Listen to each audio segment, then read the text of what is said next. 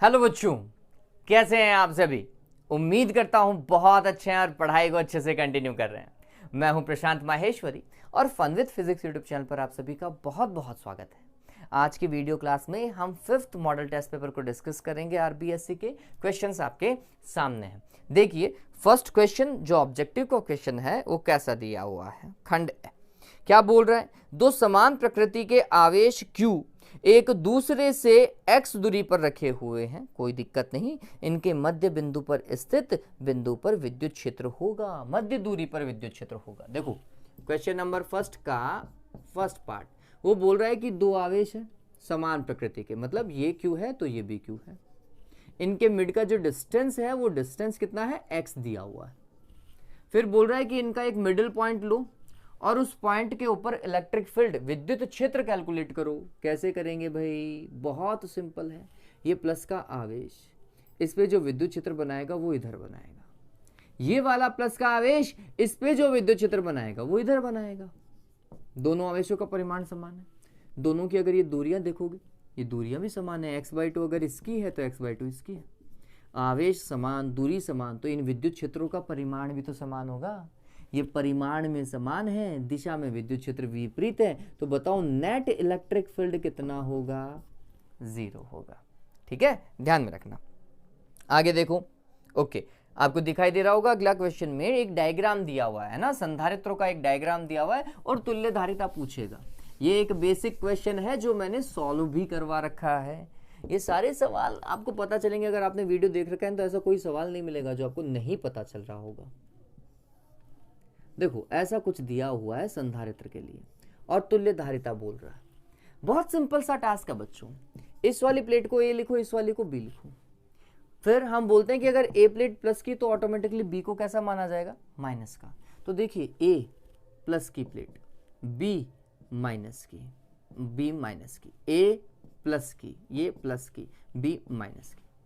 गौर कीजिए, प्लस और माइनस एक संधारित्र, प्लस और माइनस एक संधारित्र, प्लस और माइनस एक संधारित्र, 3 संधारित्र हैं और बैक टू बैक ऐसा लगा हुआ है। कुछ समझना इस चीज को, ए इधर, बी इधर है, ठीक है, और हर एक में एक प्लेट ए की है और एक प्लेट किसकी है, बी की है। फिर ए की प्लेट है, फिर बी की प्लेट है, फिर ए की प्लेट है और फिर बी की प्लेट है। ऐसा ही कॉम्बिनेशन है क्या?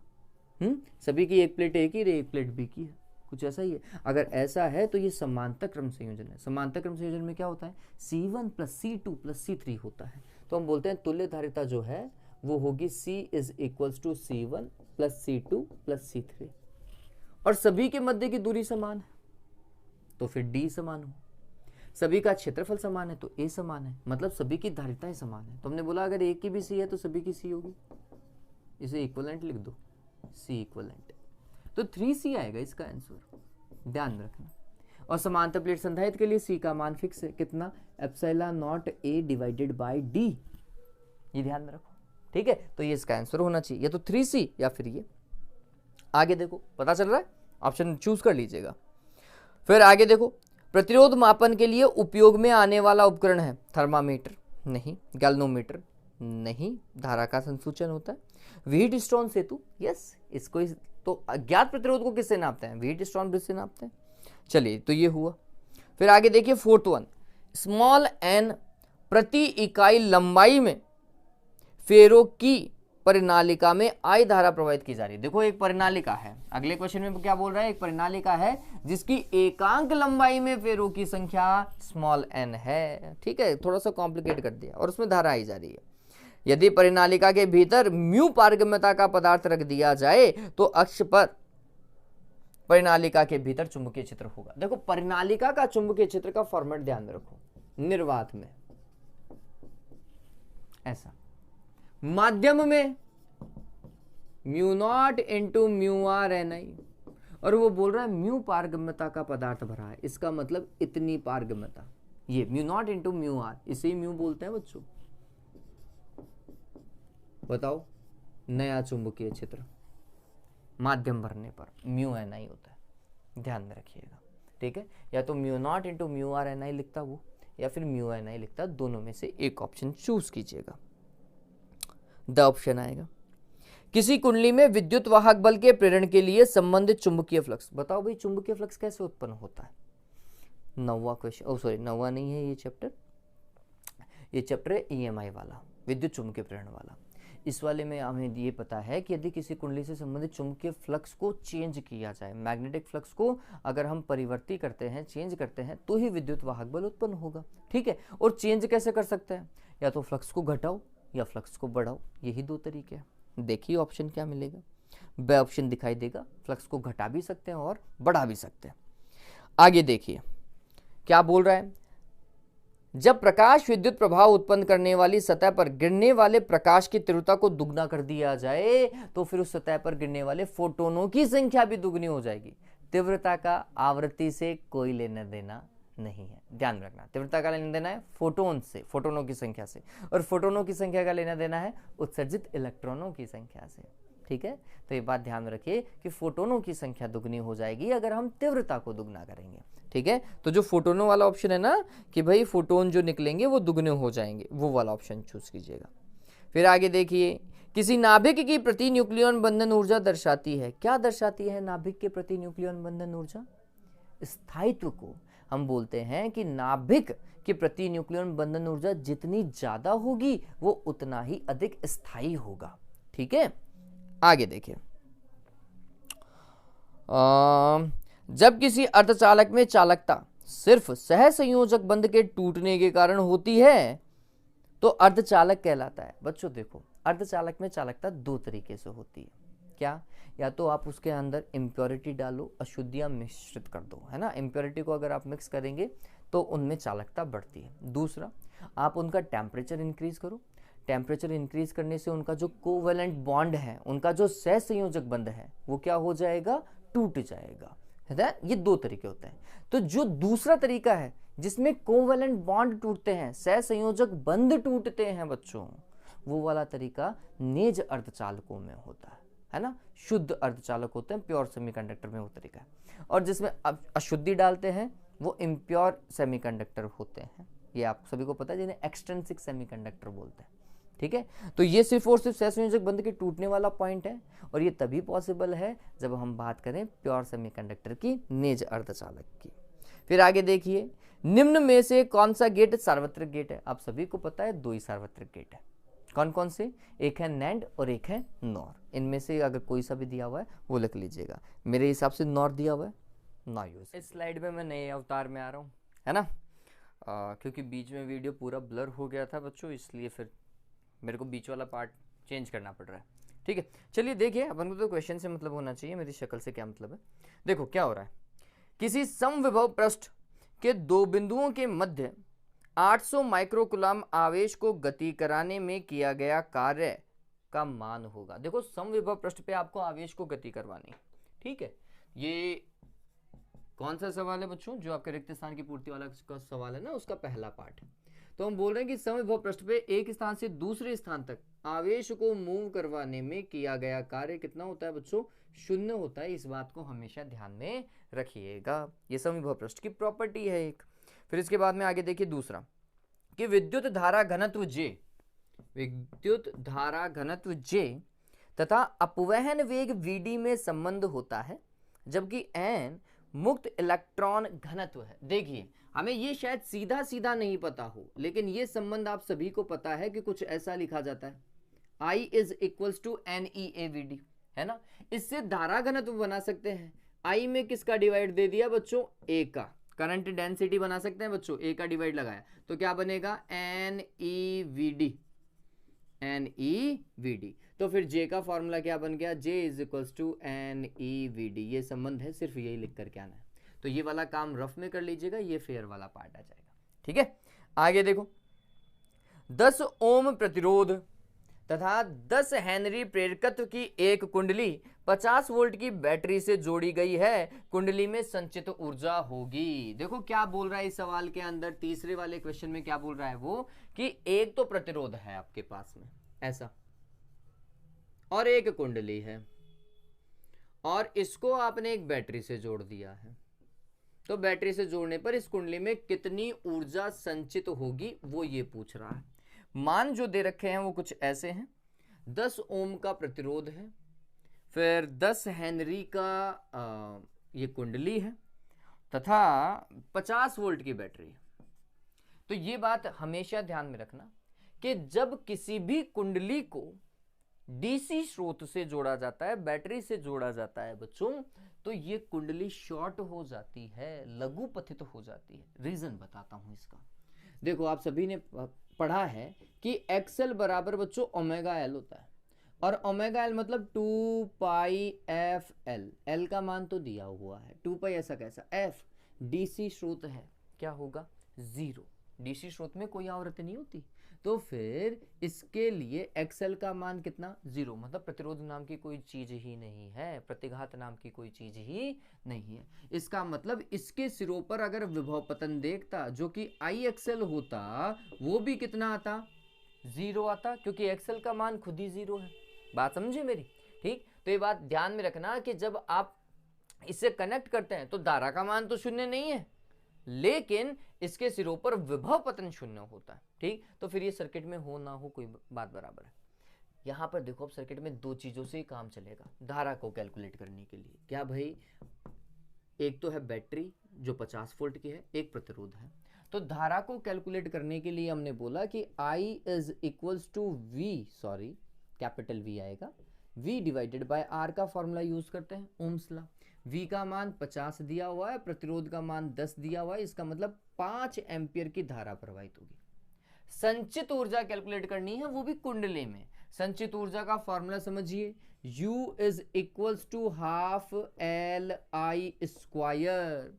अरे यही तो एनर्जी स्टोर होगी। फिर फॉर्मेट देखिए, हाफ एल का मान 10, आई का मान 5 इंटू 5 कर देता हूं, 5 स्क्वायर, ये वापस से 5 आएगा। 5 इंटू 5 कितना होगा, इंटू 5 125 होगा, क्या 125 जूल इतनी ऊर्जा संचित होगी। तो आपको ये सिर्फ डायरेक्ट लिख करके आना है ना, सिर्फ डायरेक्ट लिख करके आना है। रिक्त स्थान की पूर्ति में डायरेक्ट ही तो लिखोगे, वो काम रफ में होगा बचा हुआ। आगे देखो, एक कार्बनिक यौगिक अर्धचालक है, ओके, एक कार्बनिक यौगिक अर्धचालक, ये एंथ्रासीन लिख लीजिएगा बच्चों। इसका जो सॉल्यूशन है वो आप क्या लिखेंगे, एंथ्रासीन जो है वो एक कार्बनिक यौगिक अर्धचालक है, एंथ्रासीन, या फिर थैलासियानेस, ठीक है। ये दोनों ही क्या है, यौगिक अर्धचालक है, कार्बनिक यौगिक अर्धचालक है, ध्यान में रखना।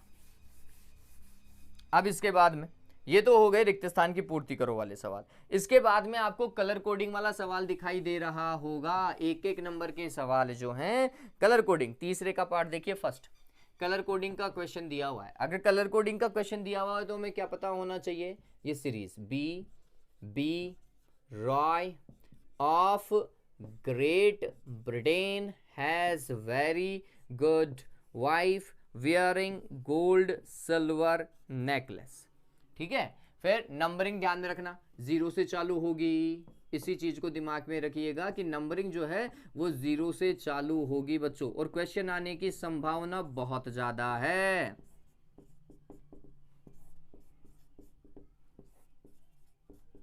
ठीक, देखो फर्स्ट कलर नारंगी, ऑरेंज, ऑरेंज के लिए 3। फिर दूसरा है नीला, ब्लू 6, ये दोनों मत उठा लेना, ये ब्लैक है ये ब्राउन है।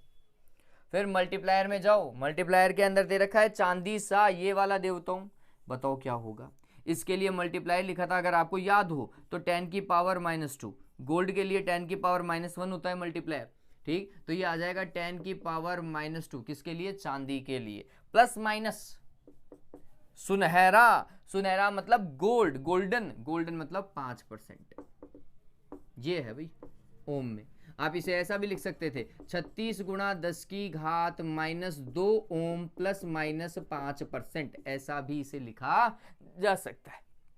आगे देखो, आगे क्या बोल रहा है, 1 एम्पियर की अंतरराष्ट्रीय परिभाषा लिखिए। 1 एम्पियर की अंतरराष्ट्रीय परिभाषा कहां से लिखेंगे बच्चों, F/L वाले फॉर्मूला से।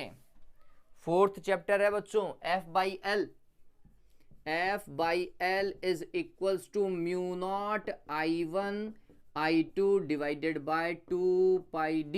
ये याद होगा सभी को क्या करते थे कि भाई हमें ये पता हो कि I1 और I2 का परिमाण समान है और कितना हो, 1 एम्पियर हो, और दोनों धारावाही चालकों के बीच की दूरी कितनी हो, 1 मीटर हो। ये सारा का सारा काम समांतर धारावाही चालकों के लिए था। ऐसा दो धारावाही चालक जिनके बीच की दूरी कितनी है, d है। ठीक है, तो हम बोल रहे हैं d का मान कितना, 1 लो। दोनों में जो धारा प्रवाहित हो रही है I1 और I2, उसका मान भी कितना, 1 हो। तो फिर F/L का मान कितना होगा, म्यू नॉट डिवाइडेड बाय 2 पाई होगा। म्यू नॉट का मान 4 पाई इंटू 10⁻⁻7 डिवाइडेड बाय 2 पाई, काटोगे तो कितना आएगा, 2 गुणा 10⁻⁻7 न्यूटन पर मीटर। F/L कैलकुलेट करना। ठीक है, तो हम बोलते हैं कि यदि एकांक दूरी पर स्थित, समझना, यदि एकांक दूरी पर स्थित दो समांतर धारावाही चालकों में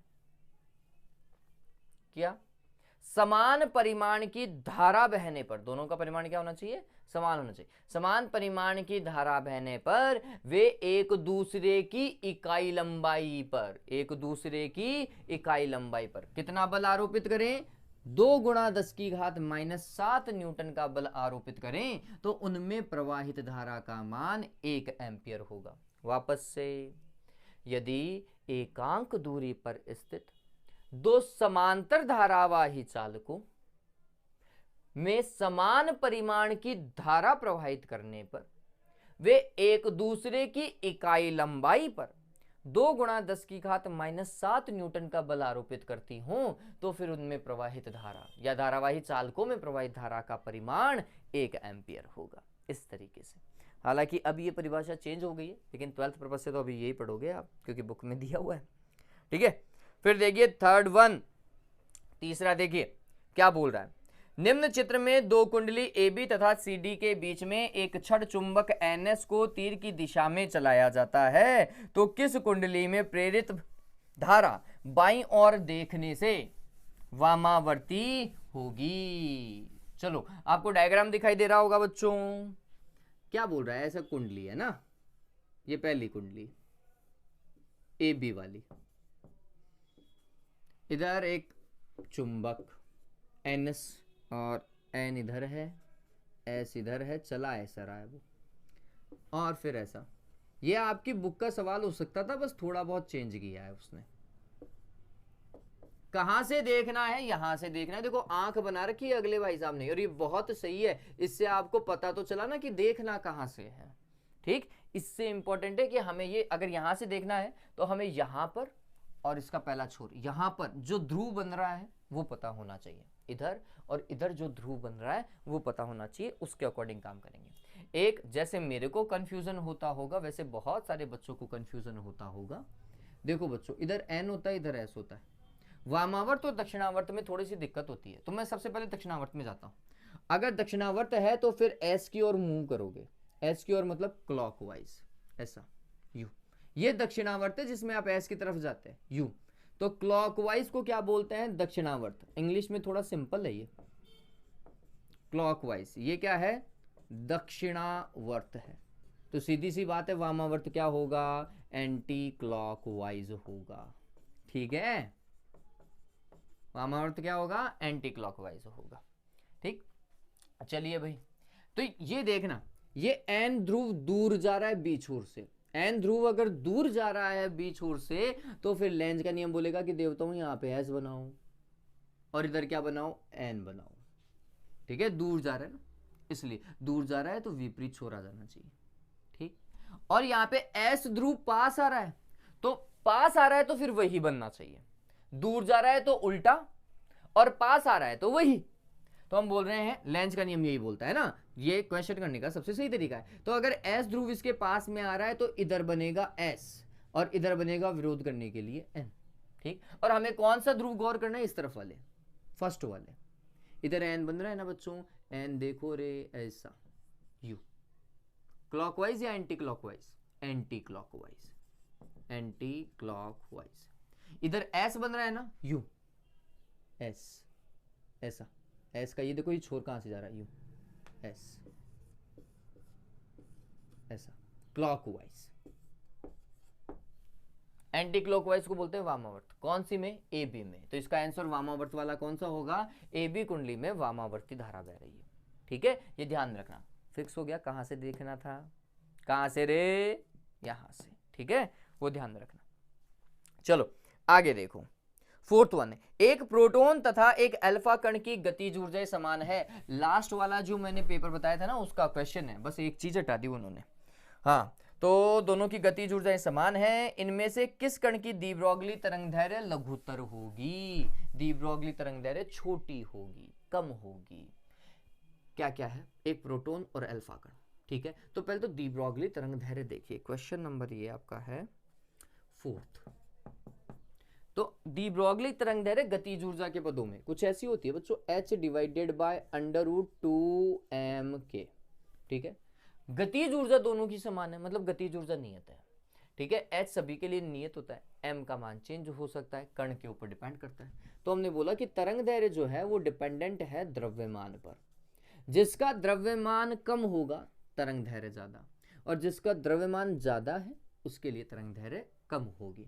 तो हमने लिखा कि प्रोटॉन, ये सभी को पता होना चाहिए कि प्रोटॉन का द्रव्यमान कम होता है किससे? अल्फा कण से। इसलिए प्रोटॉन की जो तरंगदैर्घ्य है वह ज्यादा है किससे? अल्फा कण से। ठीक है, तो छोटी तरंगदैर्घ्य किसकी है? छोटी तो पूछ रहा है, जिसकी तरंगदैर्घ्य कम है वो कौन सा है बच्चों? अल्फा कण है। बड़ी तरंगदैर्घ्य किसकी है? प्रोटॉन की है। ठीक, तो लिखने का तरीका यही होना चाहिए, आपका पैटर्न यही होना चाहिए। फिर आगे देखो, पता चला अब अल्फा कण आएगा।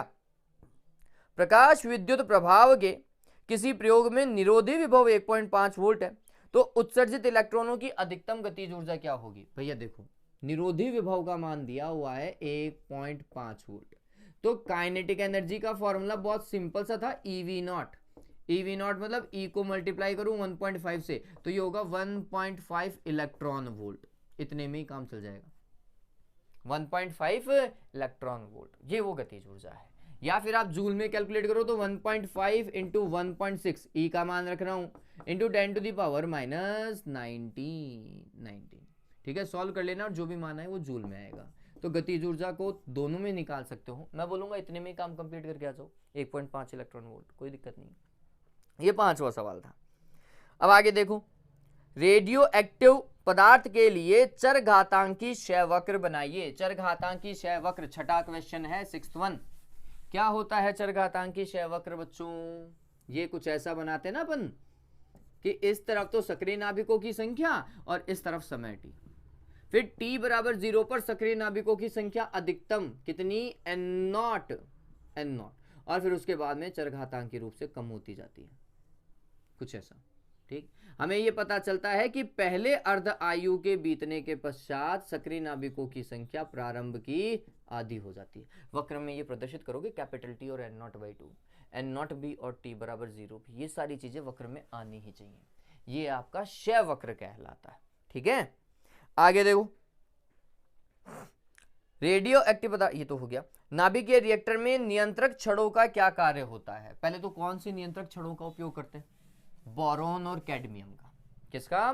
बोरॉन और कैडमियम का उपयोग करते हैं। क्या कार्य करती है? नियंत्रित करने का कार्य करती है। किसको नियंत्रित करेंगी? तो भैया नाभिकीय रिएक्टर में चल क्या रहा है? श्रृंखला अभिक्रिया, है ना। नाभिकीय श्रृंखला अभिक्रिया चलती है, विघटन का जो भाग है, एक अनियंत्रित श्रृंखला अभिक्रिया होती है और एक नियंत्रित श्रृंखला अभिक्रिया होती है। तो नाभिकीय रिएक्टर में होने वाली श्रृंखला अभिक्रिया को नियंत्रित करने के लिए किसका उपयोग करते हैं? नियंत्रक छड़ों का, कंट्रोलिंग रोड्स का यूज करते हैं, बोरोन और कैडमियम का यूज करते हैं, की छड़ों का यूज करते हैं। फिर चित्र में निर्गम y का मान लिखिए। ये आपको दिखाई नहीं देगा, ये क्यों नहीं दिखाई देगा उसका रीजन, डायग्राम देखो कुछ ऐसा।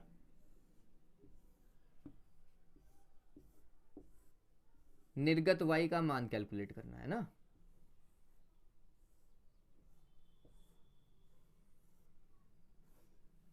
ये y, और बोल रहे हैं यहां पे 0 है या 1 है या 1 है या 1 है। पहले तो गेट देखो कि ये गेट है कौन से, ऊपर और नीचे वाला दोनों सेम है, और गेट है। और गेट क्या करता है? जोड़ने का काम करता है, ऐड करने का। तो ये करेगा 0 + 1 और ये करेगा 1 + 1। 0 + 1 भी 1 होता है और 1 + 1 भी बाइनरी में 1 ही लिखा जाएगा, बुलियन अलजेब्रा में 1 ही लिखा जाएगा। फिर 1 इधर से आया, 1 इधर से आया, ये एंड गेट है। कौन सा गेट है? AND gate. AND gate multiply करने का काम करेगा, तो 1.1, 1 को 1 से मल्टीप्लाई करोगे तो कितना आएगा? 1 ही आएगा। ठीक है, इस तरीके से ये सॉल्व होगा। तो आपको सिर्फ और सिर्फ 1 ही लिखना था और कुछ नहीं करना था। आगे देखिए 4th 1 लघु उत्तरीय प्रश्न क्या बोल रहा है? परिपथ चित्र बनाकर संधारित्रों के श्रेणीक्रम संयोजन में तुल्य धारिता का व्यंजक प्राप्त कीजिए। श्रेणीक्रम संयोजन हो चाहे समांतर क्रम संयोजन हो, संधारित्रों का एग्जाम में पूछता है। आप देखेंगे बोर्ड एग्जाम में ये क्वेश्चन बहुत कॉमन है। और समांतर क्रम संयोजन कौन सा? सॉरी, श्रेणीक्रम में ऐसा 4th क्वेश्चन है ना ये, ऐसा। इसके लिए धारिता C1, इसके लिए C2, इसके लिए C3। तो फिर परिणामी धारिता जो आएगी श्रेणी क्रम में कुछ ऐसा लिखते हैं क्या बच्चों? 1/C1 + 1/C2 + 1/C3। ध्यान में रखना, संधारित्रों में यही काम होगा। मैं वैसे डिस्क्रिप्शन में ये डाल दूंगा इस चीज को। आगे देखो, विद्युत द्विध्रुव के कारण किसी बिंदु पर विद्युत विभव का व्यंजक कितना होता है रे भाई? KQ/R, विद्युत विभव का व्यंजक। अरे यही होता है ना देवताओं। आता कैसे है ये? इसका फॉर्मेट शायद अपन ने कुछ ऐसा किया है, -∞ to R E vector dot dr vector. ध्यान में रखना, ठीक है। या फिर E.dx भी कर सकते हैं। अगर आप E को x की टर्म में लिखें, KQ/x² से लिखें, तो फिर वहां पे dx लगा दीजिएगा dr की जगह। ठीक है, और कोई दिक्कत नहीं। आगे देखिए, मीटर ब्रिज द्वारा प्रतिरोध मापन की क्रियाविधि को समझाइए। मैं इसका डिस्क्रिप्शन में लिंक शेयर कर रहा हूं। मीटर ब्रिज एक अच्छा सवाल है, बहुत बार पूछा भी गया है। ये सारे सवाल, ये तीनों सवाल पूछे जाते हैं और ये तीनों सवाल बहुत अच्छे हैं बच्चों। विभवमापी की सहायता से सेल का आंतरिक प्रतिरोध ज्ञात करने की क्रियाविधि। विभवमापी वाला सिनेरियो देखो, बहुत सिंपल है। ऐसा एक सेल, ये एक कुंजी, ये एक धारा नियंत्रक, ये प्राथमिक परिपथ में आएगा। ये इसका प्राथमिक परिपथ है, हमेशा ऐसा ही होगा बच्चों। प्राथमिक परिपथ का सेल EP, कुंजी K1, धारा नियंत्रक RH1 या RH लिख दो। फिर जिस सेल का आंतरिक प्रतिरोध ज्ञात करना है उस सेल को यहां कनेक्ट करो, ऐसा। ये वो सेल है जिसका आंतरिक प्रतिरोध ज्ञात करना है। इसका विद्युत वाहक बल E है। यहां पर एक रेजिस्टेंस बॉक्स RB, इधर एक कुंजी K2 और ये कुछ ऐसा। फिर एक गैल्वेनोमीटर इधर और ये कुछ ऐसा। ये रामायण ऐसे चलने वाली। ठीक है, अब थोड़ा सा समझिए। ये कुंजी वैसे मैंने ऐसे डॉट लगा रखी तो धारा बहेगी। हम क्या बोलते हैं वो समझने वाली बात है। हम बोल रहे हैं कि इस सेल का आंतरिक प्रतिरोध ज्ञात करना है। इसके लिए हमने क्या किया? पहले कुंजी K2 को ऑफ रखा। इस कुंजी K2 को क्या करेंगे? ऑफ रखेंगे। अगर ये कुंजी K2 ऑफ है तो क्या ये धारा जाएगी? नहीं जाएगी। तो इसके सिरों पर विभवपतन जो होगा वो विद्युत वाहक बल ही होगा, E। ठीक है, ये E ही मेजर होगा। और E का मान क्या होगा? विभवमापी के सिद्धांत से XL। ये पहला केस है इसलिए XL1। फिर अगर इस डॉट को लगा दिया जाए, मतलब K2 को ऑन रखा जाए, तो फिर इसमें से धारा प्रवाहित होगी। धारा प्रवाहित होगी तो इसके सिरों पर आप विद्युत वाहक बल नहीं नाप पाएंगे, आप टर्मिनल वोल्टता नापेंगे। तो टर्मिनल वोल्टता V, और उसके लिए संतुलित लंबाई मिलेगी L2। तो विभवमापी का सिद्धांत बोलता है कि V बराबर XL2 लिख दो। ये दो तो मेन पार्ट है। फिर एक जो धारा इधर बह रही है, ये वाली धारा, ठीक, इस धारा का मान क्या होगा? आंसर है I = V/R। V टर्मिनल वोल्टता सेल की और R रेजिस्टेंस बॉक्स का रेजिस्टेंस, ठीक है, प्रतिरोध। ये सारी चीजें अगर हमें पता है तो एक कॉन्सेप्ट है बच्चों, मैं गलत लिख रहा हूं, V = E - IR। यहां से आंतरिक प्रतिरोध स्मॉल r का फॉर्मूला बनाओ, तो ये माइनस का IR इधर आएगा तो प्लस का ये हो जाएगा E - V। ठीक है, तो स्मॉल r का फॉर्मूला E - V/I। I का फॉर्मूला E - V, तो ऐसा कैसा? I का फॉर्मूला ये V/R। V और R कहाँ जाएगा बच्चों? ऊपर। अब आपको सिर्फ और सिर्फ क्या करना है? E का मान रखना है XL1, V का मान रखना है XL2। तो जब आप सॉल्यूशन करेंगे तो ये आएगा L1 - L2/L2 × R। ये सॉल्यूशन था, बस वैल्यू पुट करनी थी, है ना। वैल्यू पुट करते ही आ जाएगा नेक्स्ट स्टेप में। तो ये तरीका है आंतरिक प्रतिरोध को ज्ञात करने का। फिर आगे, अन्योन्य प्रेरकत्व की परिभाषा दीजिए। और दो समाक्षीय कुंडलियों के मध्य अन्योन्य प्रेरण गुणांक। अन्योन्य प्रेरकत्व क्या होता है बच्चों? देखो, ये विद्युत चुंबकीय प्रेरण का सवाल है, बहुत बढ़िया सवाल है ये। क्या होता है, हमारे पास में दो कुंडलियां हैं बच्चों, ये दो कुंडलियां मान ली,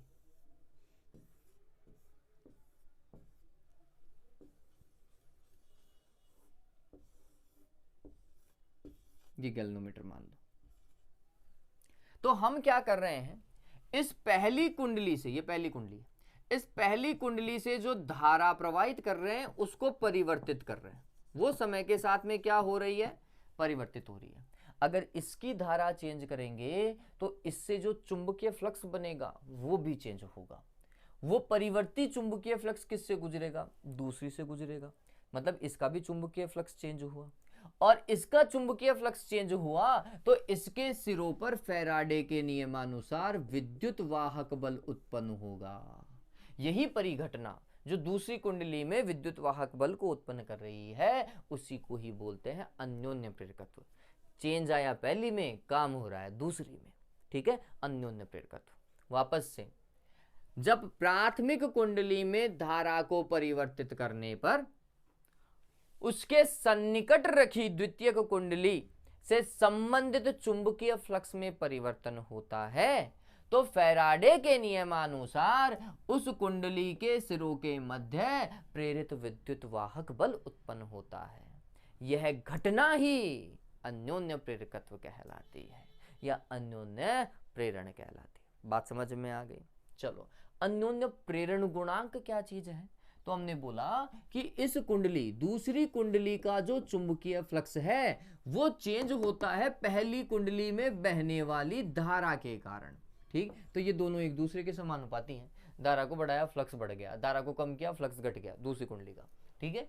तो यहां पे जब हम काम करते हैं तो φ2 = एक कांस्टेंट आता है m, ये अन्योन्य प्रेरण गुणांक है बच्चों, और इसका फॉर्मूला क्या हो गया, φ2 / I1। इसको परिभाषित भी कर सकते हैं कि अन्योन्य प्रेरण गुणांक को कैसे परिभाषित करें।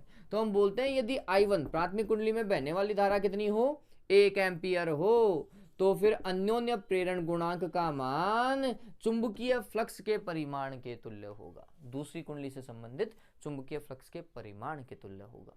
वापस से, प्राथमिक कुंडली में एकांक परिमाण की धारा प्रवाहित करने पर द्वितीयक कुंडली से संबंधित चुंबकीय फ्लक्स संख्यात्मक रूप से अन्योन्य प्रेरण गुणांक को प्रदर्शित करता है। संख्यात्मक रूप से देगा, संख्या देगा कि उसकी वैल्यू कितनी है, ठीक है। तो इस तरीके से काम कर सकते हैं। अब वो बोल रहा है दो परिनालिकाओं के लिए अन्योन्य प्रेरण गुणांक कैसे होगा। तो अन्योन्य प्रेरण गुणांक का फॉर्मूला जो आप निकालोगे दो परिनालिकाओं के लिए, समाक्षीय परिनालिकाओं के लिए, वो होगा μ0 n1 n2 a / L। n1 और n2 पहली और दूसरी में फेरों की संख्या, a कॉमन एरिया जो संबंधित है, L परिनालिका की लंबाई। हाँ भाई, आगे देखिए क्या बोल रहा है। 1 मीटर लंबाई के ऊर्ध्वाधर रखे एरियल वाली कार 40 किलोमीटर प्रति घंटा की चाल से पूर्व। देखो बच्चों, मैंने ये सवाल कर रखा है, जो वीडियो ब्लर हो गया था ना उसमें ये सवाल कर रखा है, तो आप एक बार के लिए सवाल को पढ़ लो, मैं इसको समझा देता हूं। पढ़ लो, एक बार पढ़ लिया। ये है क्वेश्चन नंबर 9। पढ़ा? वो क्या बोल रहा है, तो उसे समझने के लिए हम बोल रहे हैं कि वो एरियल का उपयोग कर रहा है। एरियल का मतलब होता है एंटीना, और एंटीना ऊर्ध्वाधर है।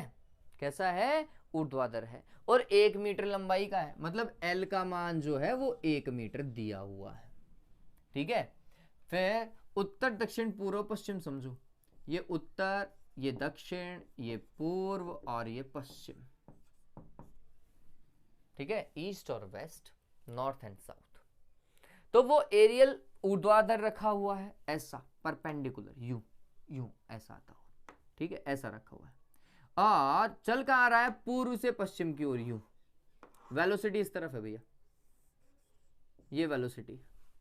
L लंबाई की दिशा कहां है, ऐसी, ये लंबाई की दिशा है, L की डायरेक्शन ये, V की डायरेक्शन ये, और उस बिंदु पर चुंबकीय क्षेत्र का मान, उस बिंदु पर चुंबकीय क्षेत्र का मान है 4 गुणा 10 की घात -4 टेस्ला तथा नति कोण का मान 60 डिग्री है।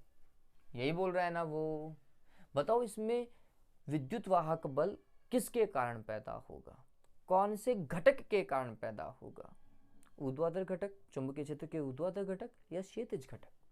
समझिए, लंबाई इस डायरेक्शन में और चुंबकीय क्षेत्र का, पृथ्वी के चुंबकीय क्षेत्र का ऊर्ध्व घटक भी इस डायरेक्शन में, दोनों की डायरेक्शन सेम हो जाएगी। डायरेक्शन सेम हो गई तो विद्युत वाहक बल 0। चलो रामायण खत्म। लंबाई इस तरफ, अगर चुंबकीय क्षेत्र इस तरफ काम कर जाए तो क्या होगा? विद्युत वाहक बल उत्पन्न होगा। और पृथ्वी के चुंबकीय क्षेत्र का जो क्षैतिज घटक है ना BH, वो इधर ही काम करता है बच्चों। BH इधर है, इधर BV इधर है, लंबाई सॉरी BH इधर है, V इधर है और ये लंबाई ऐसा, तीनों लंबवत है क्या? तो विद्युत वाहक बल उत्पन्न होगा। विद्युत वाहक बल का फॉर्मूला कितना? तो हम बोलते हैं BVL और B की जगह BH आना चाहिए, चुंबकीय क्षेत्र का क्षैतिज घटक। अब क्षैतिज घटक तो दिया हुआ ही नहीं, कैसे करेंगे? तो हम बोलते हैं कि भैया ये कैलकुलेट करो ना, BH इज इक्वल्स टू होता है B cos थीटा। B का मान 4 गुणा 10 की घात -4 cos थीटा, cos 60 का मान होता है 1/2। इसका मतलब ये हो गया 2 × 10⁻⁻4 टेस्ला। ये BH का मान भी आ गया। L का मान 1 मीटर, V 60 किलोमीटर पर घंटा, V 60 किलोमीटर पर आवर है देवताओं। मीटर पर सेकंड में कन्वर्ट करो, 60 किलोमीटर 1000, आवर सेकंड में 60 गुणा 60, कैंसिल, 0 से 0 कैंसिल। इसे 50/3 लिख सकते हैं क्या मीटर पर सेकंड में? तो ये सारे मान रख दो। BH का मान 2 गुणा 10 की घात -4, V का मान 50/3 और L का मान 1। ये तो सो जाएगा। ये हो गया 10 की घात -2/3 विद्युत वाहक बल है, वोल्ट आएगा। ठीक है, कुछ इस तरीके से ये काम होगा। डन हुआ ये। चलिए अब इसके बाद में देखें आगे, नेक्स्ट वन।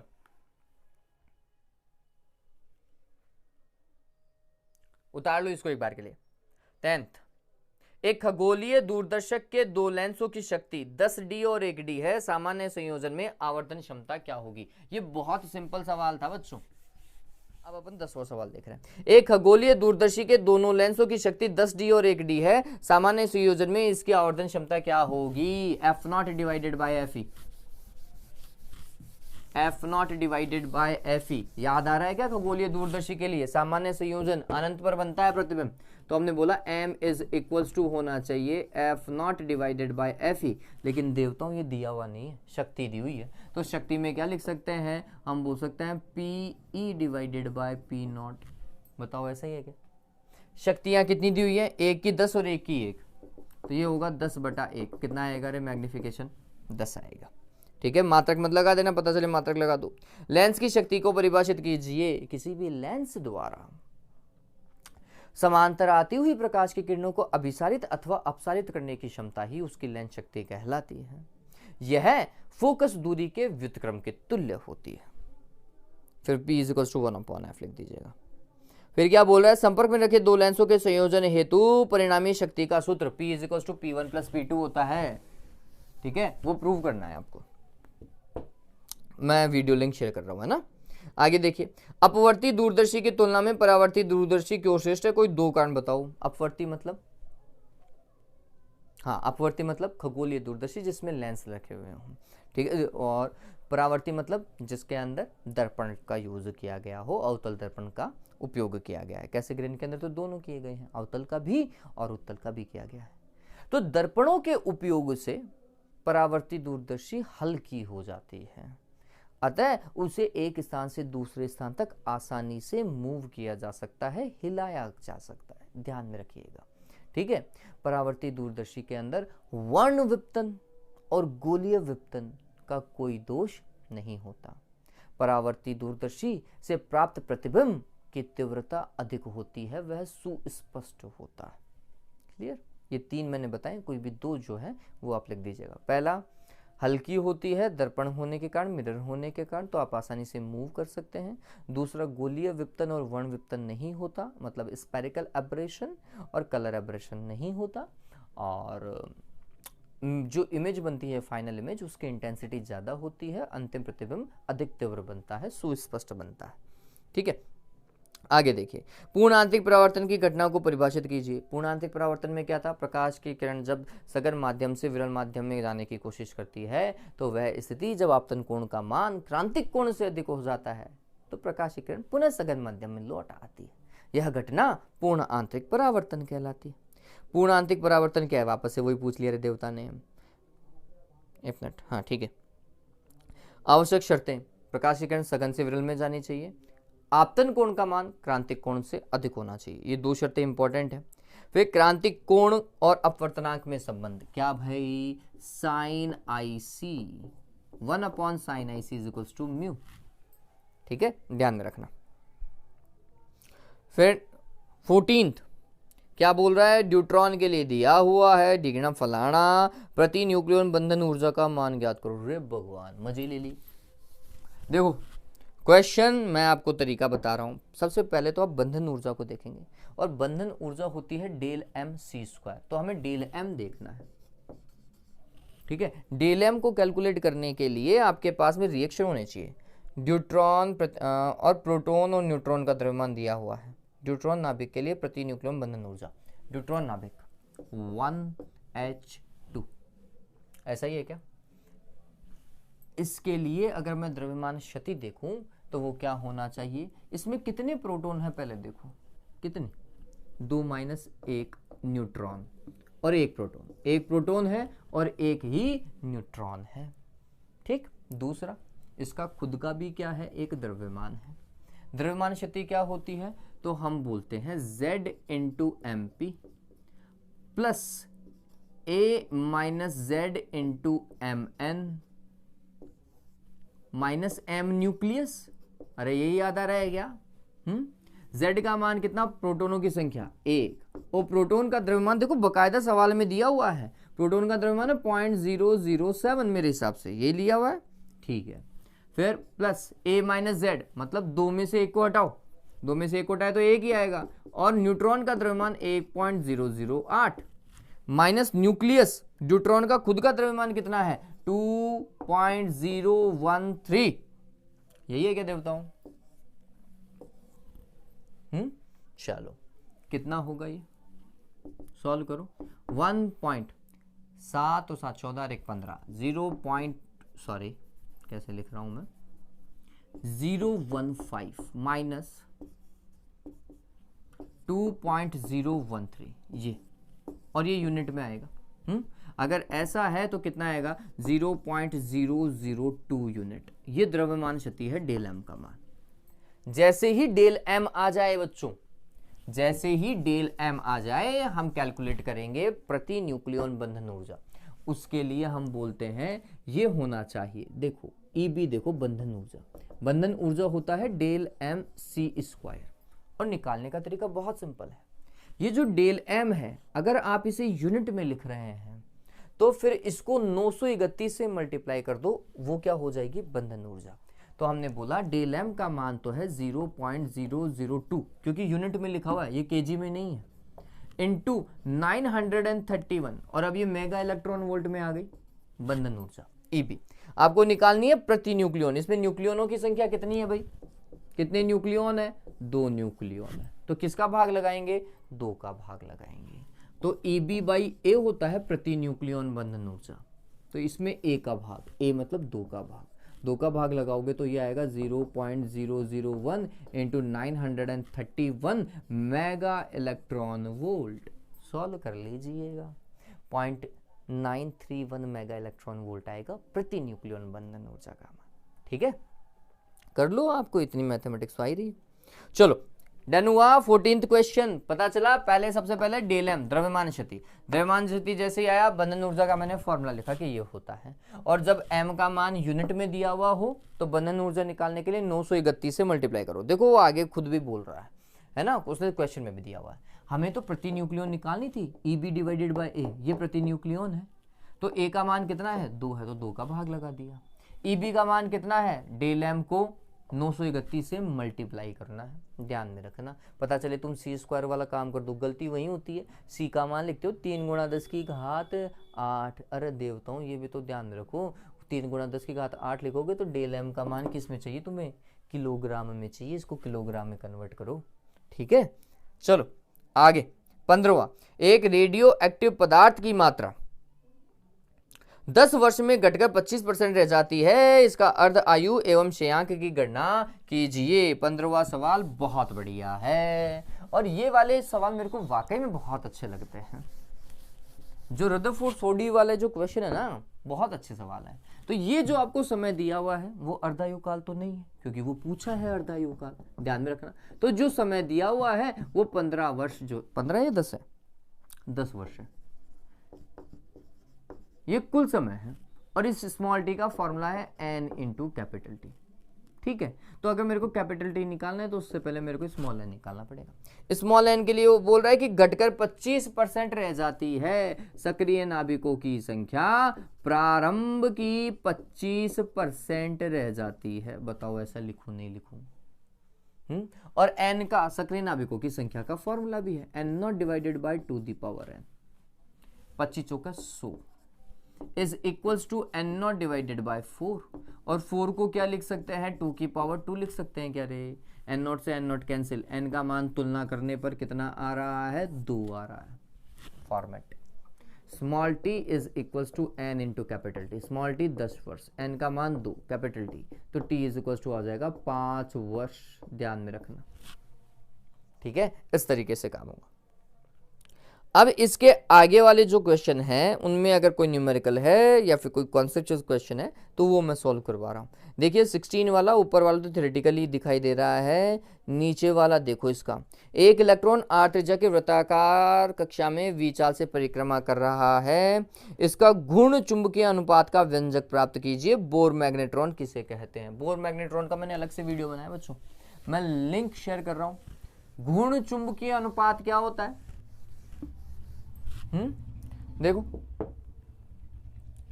आपको पता हो तो इसके लिए m, इलेक्ट्रॉन के लिए जो चुंबकीय आघूर्ण होता है वो आता है EVR/2, इलेक्ट्रॉन का चुंबकीय आघूर्ण अगर वो कक्षा में चक्कर लगा रहा है। और इलेक्ट्रॉन का जो कोणीय संवेग होता है वो MVR लिखा जा सकता है। इन दोनों का अनुपात ही क्या होता है, घूर्ण चुंबकीय अनुपात होता है। इस L का मान हम MVR is equal to NH divided by 2 लिख सकते हैं, नहीं लिख सकते? तो आप वो भी यूज कर सकते थे, यहाँ पे कर सकते हो, लेकिन यहाँ से वैसे देखो ये ऐसा कुछ कट जाएगा, आएगा E डिवाइडेड बाई 2m, यही घूर्ण चुंबकीय अनुपात है, ये m/l है ना। और E/m का मान तो फिक्स है बच्चों, आपको पता है, मैंने करवा रखा है 1.76 इंटू 10⁻11 प्लस का है रे देवताओं, ध्यान में रखना। और इसमें इसका डिवाइड लगाओगे तो ऑलमोस्ट 88 आएगा, 0.88 इंटू 10⁻11 घूर्ण चुंबकीय अनुपात। ठीक है, तो ये ध्यान में रखिएगा। चलो, और बोर मैग्नेट्रॉन का मैंने बहुत अच्छा वीडियो बनाया जिसके अंदर ये वाली चीज भी मैंने बहुत अच्छे से समझा रखी है, तो प्लीज वहां से देखिएगा इस चीज को। आगे देखो, एक खगोलीय दूरदर्शी की आवर्धन क्षमता 15 है। खगोलीय दूरदर्शी 17वां सवाल है ना, 17वें सवाल का पहला भाग देखिए।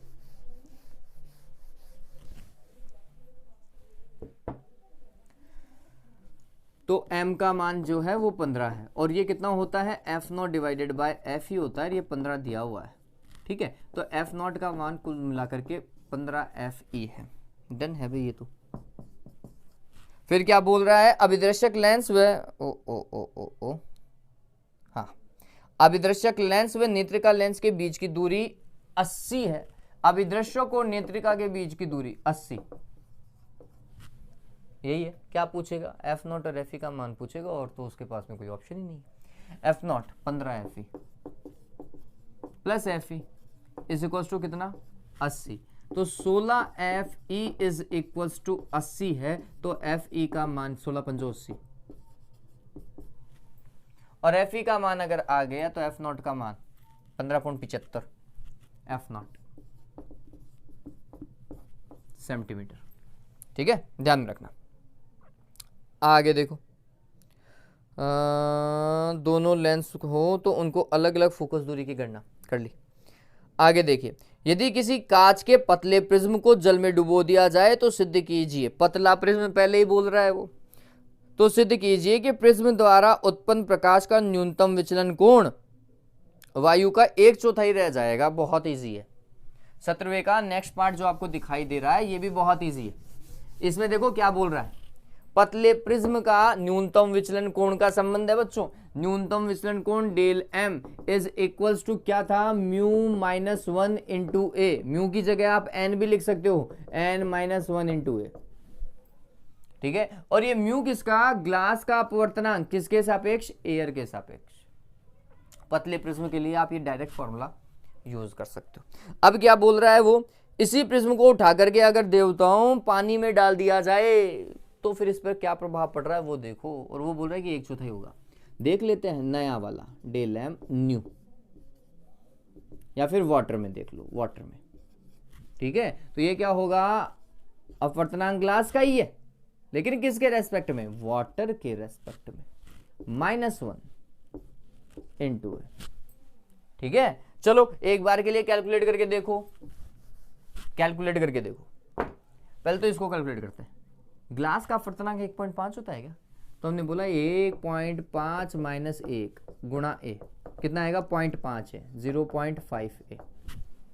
ठीक है, यहां पर दिक्कत है, ये कैलकुलेट करो अलग से। Glass with respect to air मतलब ग्लास का अपवर्तनांक डिवाइडेड बाय वाटर का अपवर्तनांक। वाटर का अपवर्तनांक, ग्लास का कितना 3/2 या 1.5, और वाटर का कितना 4/3। सॉल्व करो तो कितना आएगा रे, 9/8 आएगा क्या। इसका मान 9/8 है इसका, तो हमने लिखा 9/8 -1 इंटू ए।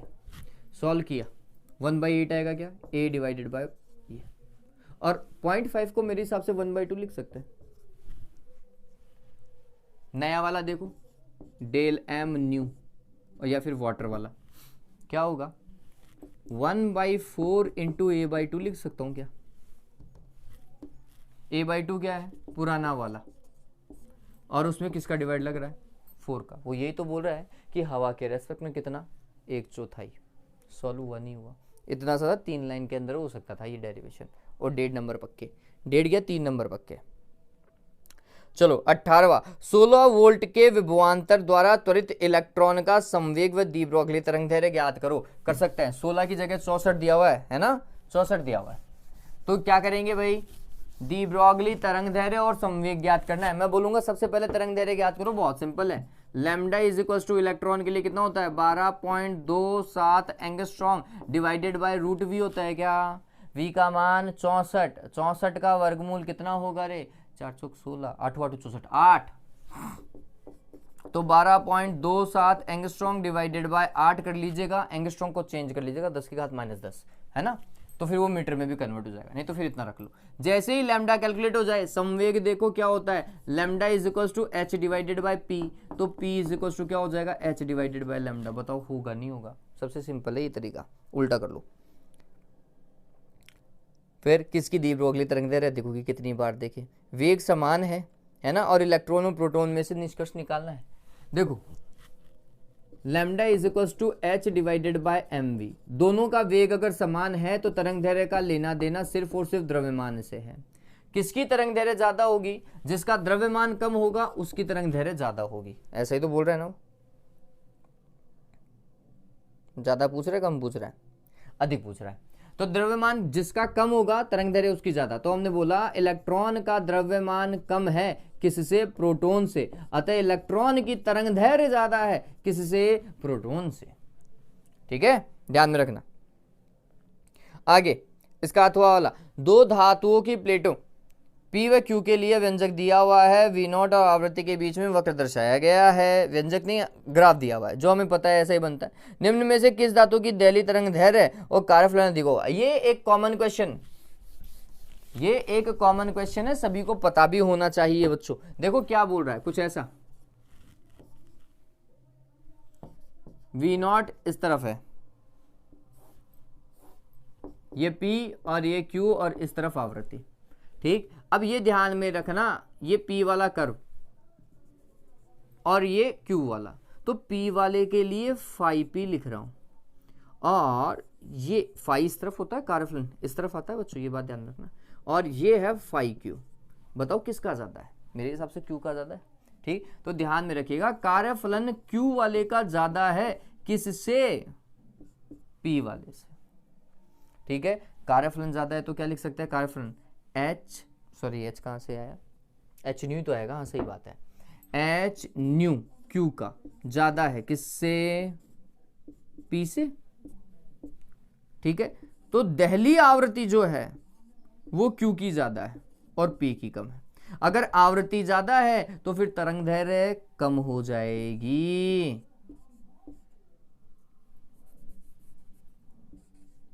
तरंग दैर्घ्य, और ये तो उल्टा चलते हैं ना बच्चों, अरे उल्टा ही चलते हैं ना देवताओं, कुछ ऐसा। ठीक है, आवृत्ति ज्यादा थी इसलिए तरंग दैर्घ्य कम हो जाएगी। तो ये ध्यान में रखिएगा, कार्यफलन Q का ज्यादा है, तरंग दैर्घ्य P की ज्यादा है। ठीक है, आगे, कोई इलेक्ट्रॉन विरामावस्था में V वोल्ट द्वारा त्वरित होता है तो इलेक्ट्रॉन की डी ब्रोगली तरंग दैर्घ्य का सूत्र थोड़ी देर पहले लिखा था, 12.27 angstrom divided by √V। Prove करना है, डेरिवेशन है हमारे पास में, डेरिवेशन से काम करेंगे, जिसके लिए मैं लिंक शेयर कर रहा हूं। ठीक है, आगे देखिए,